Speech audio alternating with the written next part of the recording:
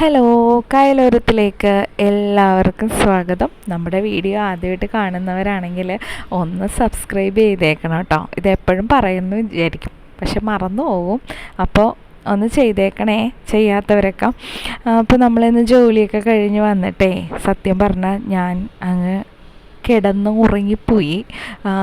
സാധാരണ വന്ന് അപ്പം തന്നെ ചായയൊക്കെ വെക്കുന്നതാണ്. ക്ഷീണം കൊണ്ട് എന്തോ ഉറങ്ങിപ്പോയി. പിന്നെ ഗൗതംകുട്ടൻ ഒരു 6:30 ആയപ്പോൾ ഒന്ന് വിളിച്ചപ്പോഴാണ് ഞാൻ അറിയുന്നത്. വേഗം ചാടി എഴുന്നേറ്റ് അവന് ചായയൊക്കെ ഇട്ട് കൊടുത്തോട്ടോ. അപ്പോൾ അവനങ്ങനെ ചായയൊക്കെ ഇട്ട് കൊടുത്തിട്ട് ഞാനും ചേട്ടൻ ചായ പോലും കുടിച്ചില്ല കേട്ടോ. ഞാൻ ഉറങ്ങുന്നത് കൊണ്ട് ആരും വിളിച്ചില്ല. അങ്ങനെ ഞാൻ ചായയൊക്കെ കുടിച്ചിട്ട് അടുത്ത എൻ്റെ ജോലിയിലേക്കൊക്കെ കയറി. നമുക്ക് എല്ലാ ദിവസവും ഒരുപോലെയൊന്നും ഇരിക്കില്ലല്ലോ. ചില ദിവസം ക്ഷീണമൊക്കെ കാണൂലേ. അപ്പോൾ ഉറങ്ങിക്കോട്ടെ എന്ന് വീട്ടിലും എല്ലാവരും വിചാരിച്ചിട്ടുണ്ടാവും. ആരും എന്നെ വിളിച്ചില്ല. ഞാൻ നല്ല ഉറക്കമൊക്കെ കഴിഞ്ഞ് എഴുന്നേറ്റ് വന്ന് അപ്പോൾ ദേ അയിലേക്ക് ഇന്ന് നല്ല ക്ലീൻ ചെയ്തൊക്കെയാണ് മേടിച്ചത്. അപ്പം ഞാനതൊക്കെ കഴുകി വൃത്തിയാക്കി എടുത്ത്. അപ്പം നമുക്ക് വയ്യാത്തതുകൊണ്ട് ഒരു ജോലി എളുപ്പമായി കിട്ടി കേട്ടോ. മീൻ വെട്ടാൻ നിൽക്കണ്ടായിരുന്നു. അങ്ങനെ ഞാൻ ആ അയിലയിലേക്ക് നമ്മുടെ മഞ്ഞപ്പൊടി, മുളക് പൊടി, ഉപ്പ്, കുറച്ച് വിനാഗിരിയൊക്കെ ഒഴിച്ച് അരപ്പൊക്കെ റെഡിയാക്കി അതൊക്കെ വൃത്തിയാക്കി വെച്ചു. ഇവിടെ അയില മീൻ ഇങ്ങനെ മുഴുവത്തോടെ തന്നെ വറുക്കണം കേട്ടോ. കുറച്ച് ദിവസമായിട്ട് മത്തി അയില ഇങ്ങനെ തന്നെ മാറി മാറി ഇരിക്കുകയാണ്. അപ്പോൾ ഇന്ന് കറിയൊന്നും വെച്ചാൽ ആരും കൂട്ടത്തില്ല. അതുകൊണ്ട് ഞാൻ വറുക്കാമെന്ന് വിചാരിച്ചു. വറുത്ത് കഴിഞ്ഞാൽ പിന്നെ കഴിച്ചോളും. അപ്പോൾ ഇവിടെ ഇങ്ങനെ മീൻ രണ്ടാക്കൊന്നുമില്ല. അയില മീനാണെങ്കിൽ ഇങ്ങനെ ഒന്നാക്കി തന്നെ എന്തായാലും 2 കഷ്ണം കൂട്ടുക. അപ്പോൾ പിന്നെ അമ്മ എന്തിനാണ് അമ്മയെ മുറിക്കുന്നത്, അമ്മക്കത് മുറിക്കാതെ മുഴുവത്തോടു കൂടി തന്നൂടെ എന്ന് ചോദിക്കും. അപ്പം ഞാനും വിചാരിച്ച് ശരിയാണല്ലോ, എന്നാൽ പിന്നെ പിള്ളേരുടെ ഇഷ്ടത്തിന് അങ്ങ് മുഴുവത്തോടു കൂടി പൊരിക്കാമെന്ന് വിചാരിച്ച് അങ്ങനെ അതൊക്കെ അരപ്പൊക്കെ പെരട്ടി കുറച്ച് നേരം ഫ്രിഡ്ജിലിരിക്കട്ടെ എന്ന് വിചാരിച്ചു. കക്കറച്ചി നമ്മൾ ഇന്ന് എടുക്കത്തില്ല കേട്ടോ, അത് നാളത്തേക്ക് വേണ്ടിയാണ്. പക്ഷേ ഇന്ന് വേവിച്ചൊക്കെ വെച്ചെന്നാൽ നാളെ ജോലി എളുപ്പമാവുമല്ലോ എന്ന് വിചാരിച്ച് ഞാനങ്ങനെ പച്ചമുളകും ഉപ്പൊക്കെ ഇട്ട് അത് വേവിക്കാനൊക്കെ വെച്ചു. ഞാനതിൽ വെള്ളമൊന്നും ഒഴിക്കില്ല കേട്ടോ. കാരണം ഞാൻ എൻ്റെ നേരത്തെ വീഡിയോയിൽ പറഞ്ഞിട്ടുണ്ട്, കക്കറച്ചിയിൽ വെള്ളം ഒഴിക്കേണ്ട ആവശ്യമില്ല. അതിൽ നിന്ന് തന്നെ വെള്ളം വന്ന് അത് വെന്തോളൂന്ന്. കാരണം അധികം വെള്ളം ഒഴിച്ച് കുറേ നേരം ഇട്ട് വെള്ളം വറ്റിക്കാനൊക്കെ നിന്നാൽ കക്കറച്ചി റബ്ബർ പോലെ ആയിപ്പോകും. അപ്പോൾ ഇതൊക്കെ ഞാൻ നേരത്തെ പറഞ്ഞിട്ടുള്ളതാണ്. പറയാത്തവരുണ്ടെങ്കിൽ അറിഞ്ഞോളൂ. കക്കറച്ചി അധികം ഇട്ട് വേവിക്കേണ്ട കാര്യമില്ല. കാരണം അതിൻ്റെ 1/4 വേവ് കഴിഞ്ഞാണ് നമുക്കത് കയ്യിൽ കിട്ടുന്നത്.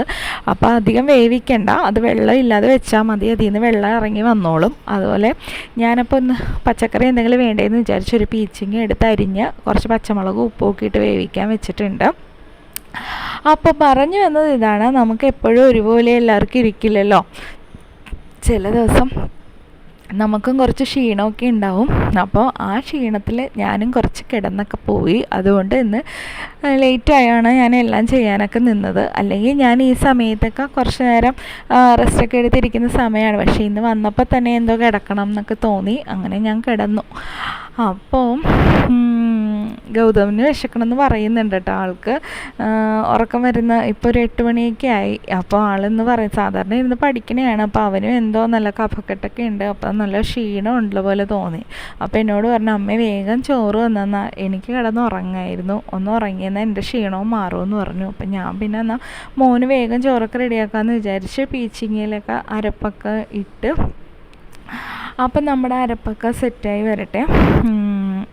അപ്പം ഞാൻ വിചാരിച്ചേ ഗൗതം ചിലപ്പോൾ ഈ പീച്ചിങ്ങയൊന്നും കൂട്ടിയൊന്നും ഇരിക്കില്ല കേട്ടോ. അവനെ കൂട്ടാൻ വേണ്ടി ഞാൻ ചെമ്മീൻ ഉണ്ടായിരുന്നു, എന്നിട്ട് ഞാനതിൽ ഇട്ടില്ല. ചെമ്മീൻ ഇട്ടാൽ നല്ല ടേസ്റ്റ് ആയിരിക്കും.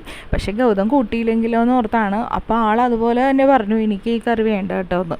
അപ്പോൾ പിന്നെ അവൻ അയില മാത്രമേ ഉള്ളല്ലോ, എന്നാൽ പിന്നെ കുറച്ച് സാലഡും കൂടി ഉണ്ടാക്കാമെന്ന് വിചാരിച്ചിട്ട് തക്കാളിയും സവാളയും പച്ചമുളകും പിന്നെ അതിലേക്ക് കുറച്ച് ഉപ്പും പിന്നെ നമ്മുടെ കുറച്ച് വിനാഗിരിയും കൂടി ഒഴിച്ചിട്ട്, പിന്നെ അതിൻ്റെ സീക്രട്ട് എന്ന് പറയണത് ഇതാണ്, കൈവച്ച് നന്നായിട്ട് ഞെരടി എടുക്കണം. കൈയൊക്കെ നല്ലോണം വൃത്തിയാക്കിയിട്ടാണ് കേട്ടോ ചെയ്യുന്നത്. അപ്പോൾ ഇങ്ങനെ ഞെരടി എടുക്കുമ്പോൾ ഉണ്ടല്ലോ അതിനൊരു പ്രത്യേക ടേസ്റ്റാണ് കേട്ടോ. അത് കഴിക്കുമ്പോൾ അപ്പോൾ ഇത് ആണെങ്കിൽ ആൾക്ക് ഇഷ്ടമാണ്. അപ്പോൾ ആൾ കഴിച്ചോളും. പിന്നെ ഒരു മീൻ വറുത്തതുണ്ടെങ്കിൽ ആളങ്ങ് കഴിച്ചോളും. അപ്പം ഞാനിതിൽ തക്കാളി ഒരെണ്ണം നേരത്തെ മാറ്റി വെച്ചിട്ടുണ്ടായിരുന്നു. അത് നമ്മുടെ ഇത് ഞങ്ങളുടെ വീട്ടിലെ വേറൊരു അംഗമാണ്. ഞങ്ങൾ 4 പേരെ കൂടാണ്ട് ഒരാളും കൂടി മീനൂട്ടി. ആൾ പാത്രത്തിലൊന്നും ഇട്ട് കൊടുത്താൽ കഴിക്കത്തില്ല കേട്ടോ. അതിങ്ങനെ കയ്യിലൊക്കെ പിടിച്ച് കഴിക്കുകയുള്ളൂ. അപ്പോൾ ആളത് കഴിച്ചുകൊണ്ടിരിക്കുകയാണ്. എന്ത് കൊടുത്താലും കഴിച്ചോളൂ കേട്ടോ. ഇന്നത് തന്നെ വേണമെന്നൊന്നുമില്ല. എന്ത് കൊടുത്താലും നമ്മൾ ചപ്പാത്തി ആവട്ടെ അപ്പം ആവട്ടെ നമ്മൾ വീട്ടിലുണ്ടാക്കണ എന്ത് കൊടുത്താലും ആൾ കഴിച്ചോളും. ചോക്ലേറ്റ് ബിസ്ക്കറ്റ് എന്ത് കൊടുത്താലും കഴിച്ചോളും. അപ്പം ഞാൻ ചോറൊന്ന് ചൂടാക്കാൻ രാവിലെ വെച്ചിട്ട് പോയതുകൊണ്ടേ അത് തണുത്തിരിക്കുമായിരുന്നേ. അപ്പോൾ അതൊന്ന് ചൂടാക്കി കൊടുക്കാൻ ഗൗതുവിന് തൊണ്ടവേദനയൊക്കെ ഉണ്ടെന്ന് പറഞ്ഞല്ലോ. അപ്പം അന്നൊന്ന് ചോറ് ഇരിക്കട്ടെ എന്ന് വിചാരിച്ചൊന്ന് ചൂടാക്കാൻ വെച്ചതാണ് കേട്ടോ. അപ്പോൾ ആ നേരത്ത് നമ്മൾ പീച്ചിങ്ങ കറിയിലോട്ട് താളിച്ചൊക്കെ ഇട്ടിട്ടുണ്ട്. അപ്പോൾ ഇനി മീനുകൂടി വറുത്തെന്നാൽ അവന് വേഗം ചോറെടുത്ത് കൊടുക്കാമല്ലോ. അങ്ങനെ ഞങ്ങളുടെ മീനൂട്ടീനെ ഞങ്ങൾക്ക് പുഴയിൽ നിന്ന് കിട്ടിയതാണ് കേട്ടോ. പുഴയിൽ ഇങ്ങനെ അവൾ ഒഴുക്കിപ്പെട്ട് വന്നതായിരുന്നു. തീരെ കുഞ്ഞായിരുന്നു കേട്ടോ. അപ്പം ഞങ്ങൾ ആദ്യം രക്ഷപ്പെടുത്തി വിടാനൊക്കെ നോക്കി, പക്ഷേ ആൾ പോയില്ല. അപ്പോൾ ചോറൊക്കെ റെഡിയാക്കിയിട്ടുണ്ട്. അപ്പം ഞാൻ ഗൗതുവിന് കൊടുക്കട്ടെ. ഇന്നത്തെ വിശേഷം ഇത്രയേ ഉള്ളൂ കേട്ടോ.